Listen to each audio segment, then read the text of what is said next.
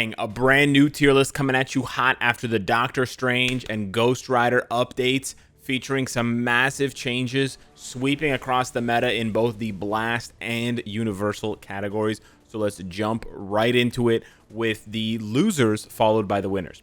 So as far as the losers go, there's actually a lot. We have to scroll over far to the right to see a bunch of losers here. Invisible Woman, Sam Alexander Nova, Infinity Ultron, Kingpin, Kingo, Blade, War Tiger. There are more, but those were the ones that really stuck out to me, that have gone into the complete disuse, basically out of the meta. Very little value, if any, Alliance Conquest fodder kind of thing, characters that we are just, generic leaderships for very specific stages, but otherwise very little use and don't really deserve to be here taking up valuable space for these meta characters. However, there are a lot of winners as well, because where characters move out, new characters move in. So have no fear, because the new characters are here. And by the way, Man-Thing, brand new character, amazing, for free, forever. I love it. I can't say enough good things about Man-Thing. I have to do more videos about him, frankly, because I only did the one. But basically, just really good. Very strong character, good for PvE, proc friendly, also good for PvP, just like so much to offer. Really the only thing he doesn't offer is a support, because he even has a leadership to boot. So really, really good stuff. I never thought we would see a character like Man-Thing for free again. So the fact that we saw him really makes me happy, and it keeps the free-to-play gods category alive. People are confused by this because some of these characters aren't free anymore. They were free, and that's the point. They were free at some point. And that is what matters here for these characters. And none of them have uniforms. And they're all good without their uniforms. Again, that is the point of being a free-to-play god. Now, some more losers here. We bumped Chasm down a little bit. We bumped Black Widow and Ant-Man down from meta gods to meta-ish. We bumped Spider-Gwen and Spider-Man down from dominating to meta gods. They're just not making enough noise in PvP these days, especially with all the crippling new effects in Otherworld Battle that makes speed types basically useless.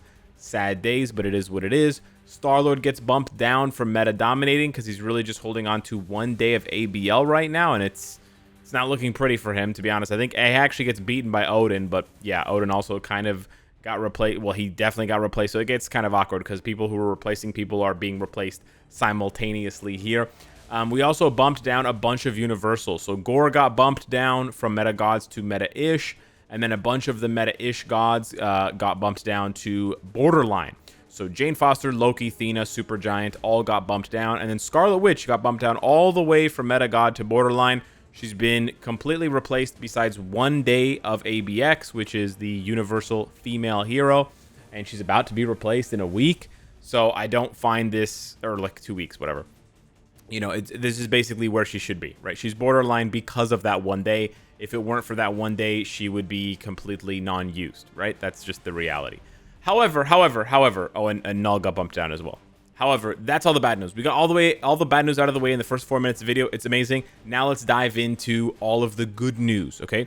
So starting us off with some really good news here, Robbie Reyes. We're going to talk about Ghost Rider later, but I want to talk about Robbie. Robbie was basically out of the meta. He did have a support passive with the artifact, but it basically wasn't being used for anyone special. But now Robbie is everywhere, bro. He's in ABX, he's in ABL, he's in World Boss, he's in GBR. This dude is gangbanging the game like his name was Johnny Sins. It's absolutely fantastic, and I want to give Robbie his flowers. Just amazing. Obviously, he only pairs with Ghost Rider. That's legitimately the only reason why you would use him, but it's a very compelling reason once you watch some videos about Ghost Rider and you see how much he bangs.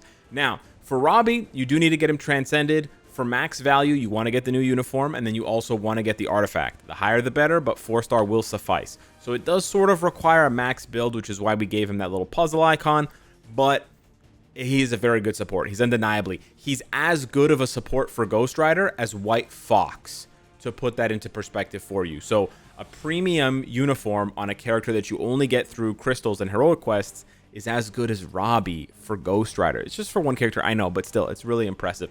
And who knows, it might actually end up being the same for other characters, like Human Torch, whenever he gets a rework. So keep your eyes peeled for that, but Robbie Reyes, he stays on the up and up.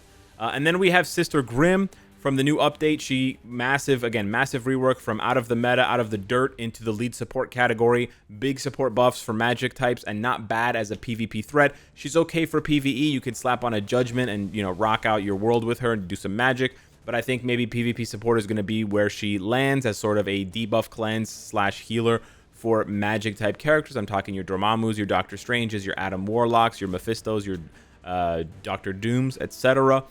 Keep in mind that Sister Grimm has a long iframe on her 5th and her 4th skill, so that makes her potentially good for things like Conquest when you're going up against characters that don't have iframe ignore, because she can just sit in those iframes and troll all day long. And then Dr. Voodoo got a massive, massive buff, again, out of the meta all the way over to meta-ish. I think he's fantastic. He's a very good character for lower tiered accounts and lower spending players, because he can carry you through as a leadership, as we showcased through things like Dispatch. He can probably help you a little bit in Dimension missions, and he's not a bad character himself. Doesn't have any PvP value, but he has support value now with Ignore Dodge and all that other stuff. Definitely a bit slept on by the free-to-play community. And then we come to the last character from the main part of the update, Doctor Strange. I know there's a lot of mixed emotions and mixed opinions about Doctor Strange, and I'll just reiterate my opinion on him. I think he's very good. However, I'm disappointed with the difference and the comparison between his newest uniform and his uniform from last year. To wait a year, to wait more than a year and pay 1,000 crystals for a very small offensive, basically 0 offensive buff and just a defensive buff, in my opinion, is not good enough. It's not good enough, and we should not settle for uniforms like this, because if they start to make this the norm, if they start to think that they can get away with this as developers, they will get lazy. They will do these minor little tweaks where they just shuffle the numbers around, but everything's basically the same, and it will be shitty for us as players. So yeah, that was my issue. It's not that Doctor Strange is weak. It's just that in comparison to his old uniform, it's not much of an upgrade there. But as a character, yeah, he's massive now with level 80 and tier 4. He hits super hard, and he's also very useful. Like, he can do ABX for you. He can do a little bit of this, a little bit of that. Obviously, he bleeds through GBR. He's good for World Boss Legend and stuff. And he does also have access to the new team collection. So that does give him the opportunity to get up to 10% more Pierce than other Blast characters that he's competing with, like Iron Man. So that does give him an edge, although it is a paywall edge that we all don't really like. So that basically covers the last full update. I do want to cover a few characters here that are bolded now that are not from any other updates before we get to our last big Schwinner here. We moved Cable up 1 to join the ranks of Adam Warlock and Magneto in the meta-dominating category for Blast types. Cable's just showing how fantastic and consistent he is as a Blast male hero. We have Strife here at the bottom of Meta Gods. Very good for PvP, consistent in that regard, and even very useful for Alliance Conquest. Or sorry, not Alliance Conquest, Otherworld Battle. Thor and Odin, I should have talked about this sooner when we talked about the bad stuff here. I said that we got it all out of the way in the first 4 minutes, but I kind of lied. I forgot about the Thunder brothers, or the Thunder family, father and son duo there. Odin and Thor both moved out of meta dominating to meta gods. Thor's holding on to 1 day, not really.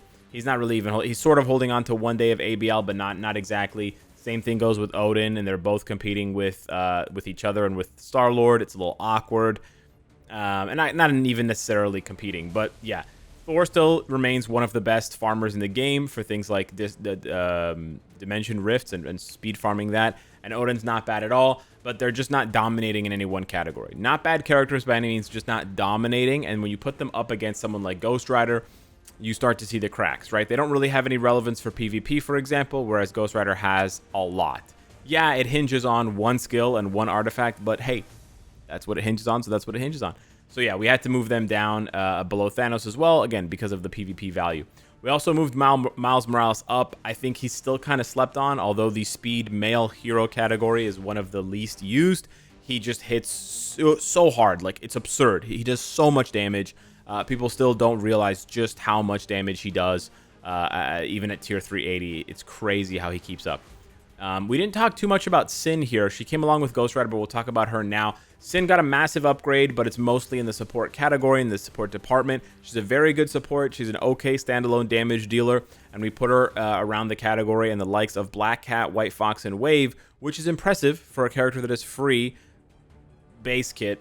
Obviously, now she has a premium paywall uniform, but otherwise, the way to obtain her is very easy. But that's basically all she is. She's just a support. She really has no other value there for your roster. And then finally, we come to the big kahuna, Ghost Rider, he can do it all. He can carry your roster, which is why he takes his place at this just below the throne here. He's the queen to our Jean Grey King. He's a monster for PvE content. He can be proc friendly, so he's super flexible. He can literally use almost any CTP, right? Almost any CTP this dude touches could actually work besides the meme CTPs like Transcendence, Patience, and then don't ask me about Veteran because you don't have one. But yeah, you can really make anything work with this guy, whether it's PvE or PvP. Greed, Authority, Regen, Refinement, sure, those all work. Energy, Mighty Destruction, Rage, Judgment, yeah, those all work too. It's absolutely bonkers. Now, you do need the artifact to unlock that PvP potential, but when you have it, he's very good. He does insane damage to most villains. He can even kill Jean despite her having such high resistances. He's very fun to play. He's cool to look at. The only real downside to Ghost Rider is it's a limited time seasonal uniform, so don't miss it if you can. And then his foot speed is, you know, a little slow, and it leaves a little bit to be desired. As stated in multiple videos, Ghost Rider is just an insane combination of high DPS for PvE content, easy playability, and then insane utility for PvP when you can build that up. So he just represents so much potential for your account, whether you're a new player or whether you are a veteran. The only downside really to his character at all is that it's a seasonal uniform. But that being said, hit me up in the comments down below. Let me know what you think of this month's tier list. Thank you so much for watching. Smash the like button, and I'll see you in the next one. Take care.